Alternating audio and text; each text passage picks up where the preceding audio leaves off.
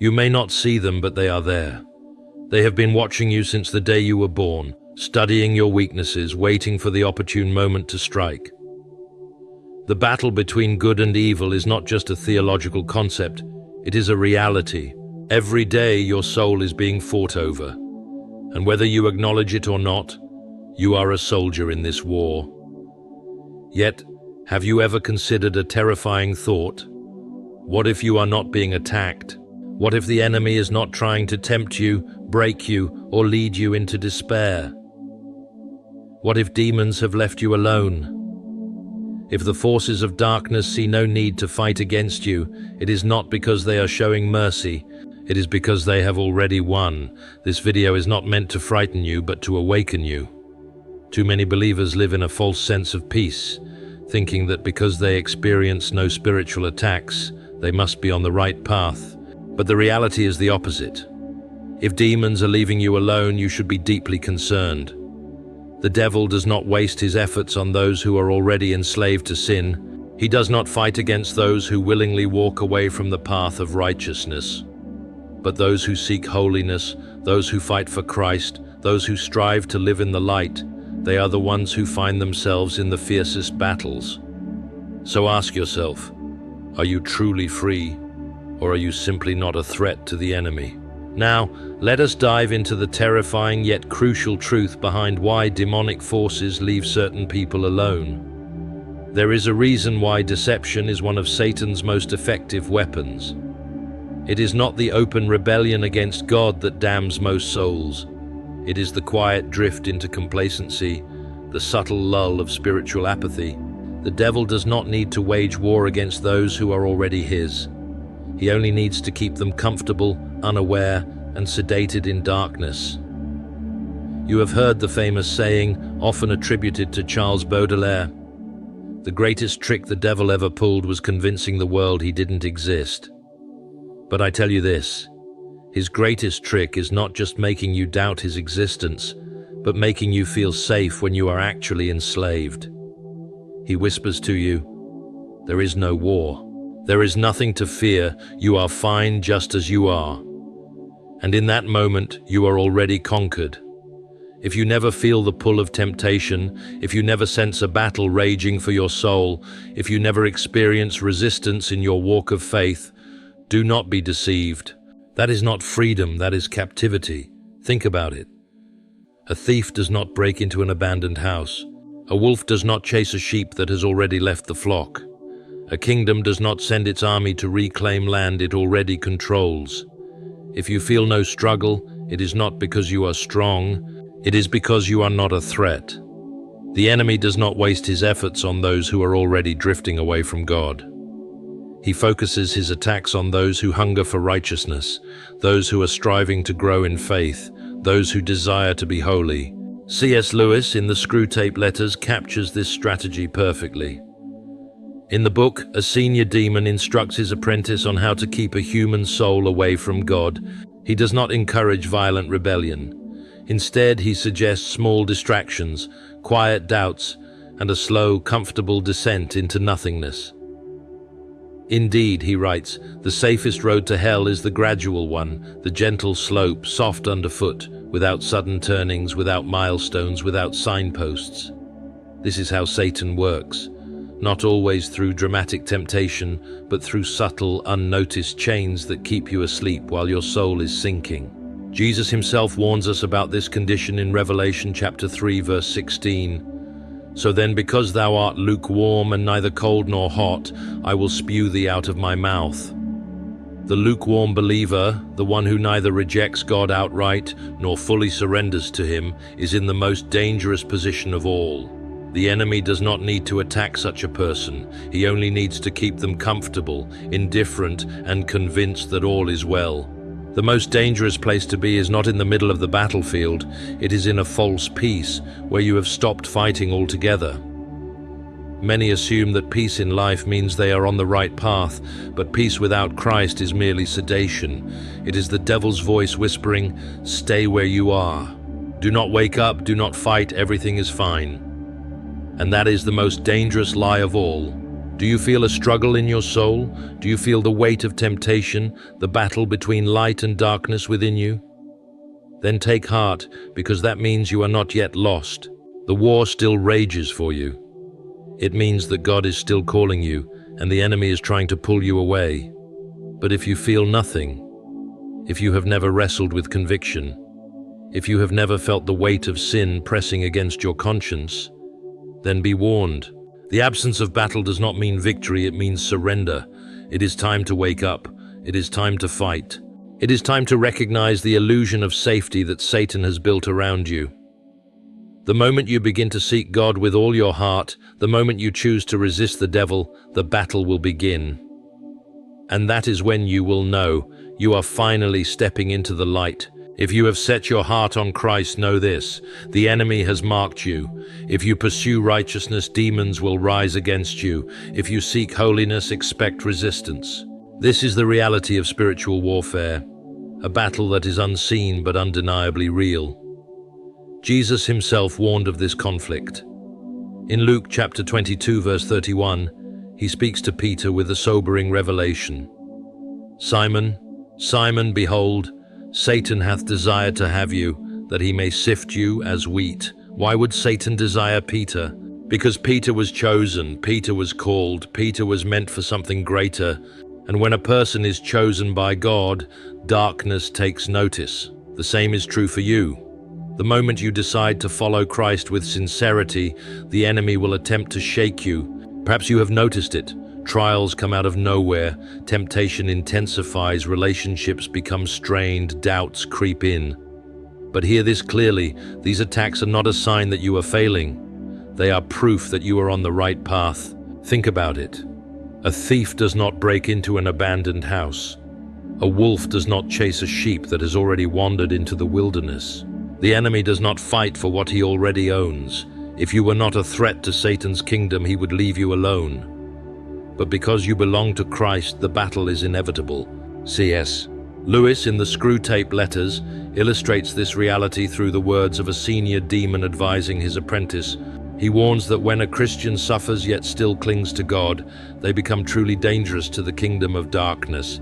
The devil does not fear a believer who is comfortable and complacent, but he trembles at a believer who prays in the midst of suffering, who worships through trials, who refuses to let go of their faith even when everything seems to be against them. And this is why the Apostle Paul, a man who endured beatings, imprisonment, persecution, and endless spiritual attacks, declared in 2 Timothy chapter 4, verse 7, "I have fought a good fight, I have finished my course, I have kept the faith." Paul understood that to follow Christ is to engage in battle. The attacks against him were not signs of weakness but evidence of victory. He did not give up, he did not retreat, he pressed on, and he finished the race. So I ask you, are you facing opposition? Do you feel like the enemy is trying to shake your faith? Then take heart. The enemy does not attack those who belong to him. He attacks those who are breaking free. If you are under spiritual attack, do not fear. It means you are moving in the right direction. Stand firm, cling to Christ, because in this battle, victory is already assured. The enemy may strike, but he cannot overcome what God has already claimed. And you, my friend, have been claimed by the Almighty. There is a kind of peace that is not from God. It is the stillness of a battlefield where the enemy has already won. It is the quiet of a soul that has ceased to fight. It is the false security of a life that has settled into compromise. Many assume that if their lives are smooth, free of hardship, free of struggle, free of temptation, then they must be in a good place spiritually. But what if that comfort is a trap? What if that ease is not the blessing of God but the absence of his refining fire? Satan does not waste his energy on those who have surrendered to complacency. Why would he? He does not need to torment those who have already made peace with sin. He does not need to fight for those who already belong to him. Instead, he lets them drift, content in their lukewarmness, unaware that they are being slowly led toward destruction. The enemy's most effective deception is not a sudden fall into wickedness. It is a slow fade into mediocrity. He does not always come as a roaring lion. Sometimes he comes as a whisper, as an easy road, as a subtle lie that soothes the soul into submission. You are fine. You don't need to change. God understands. No need to be extreme. But listen to the words of Jesus in John chapter 10, verse 10. The thief cometh not, but for to steal, and to kill, and to destroy. I am come that they might have life, and that they might have it more abundantly. Satan is a thief, but his greatest theft is subtle. He does not always steal your faith in one night. No, he steals it over time. He steals your conviction, your hunger for God, your passion for holiness. He replaces them with apathy. C.S. Lewis in the Screwtape Letters captures this strategy well. In one passage, the senior demon Screwtape writes to his apprentice Wormwood, "Indeed, the safest road to hell is the gradual one, the gentle slope, soft underfoot, without sudden turnings, without milestones, without signposts." You see, Satan does not need to drag you into open rebellion. He only needs to keep you comfortable in a life of mediocrity. This is why Jesus warns us in Matthew chapter 7, verses 13-14. Enter ye in at the strait gate, for wide is the gate and broad is the way that leadeth to destruction, and many there be which go in thereat. Because strait is the gate and narrow is the way which leadeth unto life, and few there be that find it. The path of least resistance is the path that leads to destruction. The road where demons leave you alone is the road that leads to death. But the narrow way, the way of struggle, of resistance, of battle, is the way that leads to life. So let me ask you, are you comfortable because you are truly at peace with God? Or are you comfortable because you have stopped fighting? A soul that belongs to God is a soul at war. It is a soul that wrestles against sin, against complacency, against the pull of the world. It is a soul that seeks holiness, no matter the cost. Do not mistake silence for victory. Do not mistake ease for blessing. For the one who is truly following Christ, there will be struggle, there will be battles, there will be moments where the fire burns hot. But that fire is not your destruction, it is your refining. And on the other side of that fire there is life. Life abundant, life eternal, life with the God who calls you even now to rise from your slumber and fight. Many Christians today live as though they are not in a war. They wake up, go through their daily routines and rest at night without ever considering that an invisible battle rages around them. But whether you acknowledge it or not, this war is real. The forces of darkness have not grown tired, they do not rest. If you do not feel their attacks, it is not because they have surrendered. It is because you have stopped resisting. The Bible makes it clear, we are engaged in spiritual warfare. This is not a battle fought with swords or guns. It is a war waged with faith, prayer, and unwavering obedience to God. The Apostle Paul warns us in Ephesians chapter 6, verses 12-13. For we wrestle not against flesh and blood, but against principalities, against powers, against the rulers of the darkness of this world, against spiritual wickedness in high places. Wherefore take unto you the whole armor of God, that ye may be able to withstand in the evil day, and having done all, to stand. This means that the temptations you face, the discouragement that creeps into your heart, the distractions that pull you away from prayer, they are not mere coincidences, they are strategies of the enemy. Every moment you choose holiness over indulgence, prayer over passivity, worship over despair, you are standing in battle. But what happens when you feel no struggle at all? The greatest victories of the enemy are not always seen in dramatic falls from grace. The devil does not need to drag you into blatant rebellion. He does not always attack with obvious evil. Sometimes he wins by making you comfortable. C.S. Lewis in the Screwtape Letters captures this deception perfectly. Indeed, the safest road to hell is the gradual one, the gentle slope, soft underfoot, without sudden turnings, without milestones, without signposts. The devil does not always come as an overwhelming force of darkness. Sometimes he comes as an easy road, a peaceful life free of spiritual struggle, where there is no urgency to pray, no hunger for God, no battle to resist sin. This is the most dangerous place to be. Because in this place you are no longer fighting, you have already lost. Have you noticed that the moment you choose to pursue God with passion, suddenly temptations increase, distractions multiply, and hardships arise? That is not a coincidence. That is the resistance of the enemy, because a Christian who is active, praying, discerning, and obedient is a threat to the kingdom of darkness. But a Christian who is asleep in complacency, the devil leaves them alone because he already has them where he wants them. Jesus did not promise an easy road. He warned us that the path to life is narrow and difficult. In Matthew chapter 7, verses 13 to 14, he declares, "Enter ye in at the strait gate, for wide is the gate and broad is the way that leadeth to destruction, and many there be which go in thereat, because strait is the gate and narrow is the way which leadeth unto life, and few there be that find it." The easy path, the path where demons leave you alone, where sin no longer bothers you, where conviction fades, that path leads to destruction.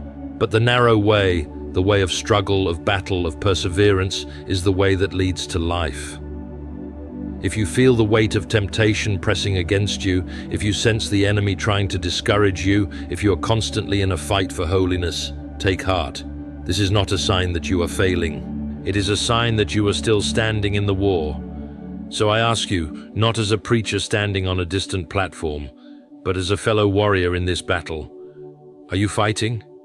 Or have you already fallen without realizing it? Do not mistake peace for victory. True peace comes from Christ, not from the absence of battle. If you feel no struggle, it may not be because you are in a good place spiritually. It may be because you have stopped resisting the enemy. But hear this, it is never too late to rise again. The war is not over.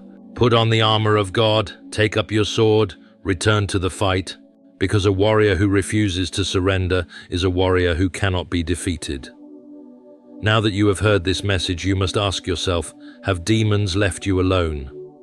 If the enemy never attacks you, never tempts you, never disturbs you, then you are in danger, not of spiritual warfare, but of spiritual numbness. The devil does not fight those who pose no threat to him. If you are living in comfort, free from spiritual battles, ask yourself, have I stopped fighting? Have I stopped resisting? Have I stopped growing? But if you feel the weight of the battle, if you have struggled with temptation, if you have fought through discouragement, if you have pressed on through spiritual dryness, then rejoice. It means you are still fighting. It means you are still dangerous to the kingdom of darkness. Jesus never promised us an easy road. He never said following him would be comfortable. Instead, he told us to take up our cross. He told us the world would hate us. He warned that the road to life is narrow and few find it. But he also gave us a promise. In the world ye shall have tribulation, but be of good cheer. I have overcome the world. Yes, the battle is real. Yes, the attacks will come. Yes, the enemy will try to shake your faith. But Christ has already won the victory. When you are persecuted, when you are tempted, when you are attacked, stand firm. Clothe yourself in the armor of God. Press forward. Pray harder. Fight with faith. Because the very fact that you are being opposed means you are walking in the right direction. So do not fear the battle. Fear a life without one. Because if demons leave you alone, you have a problem.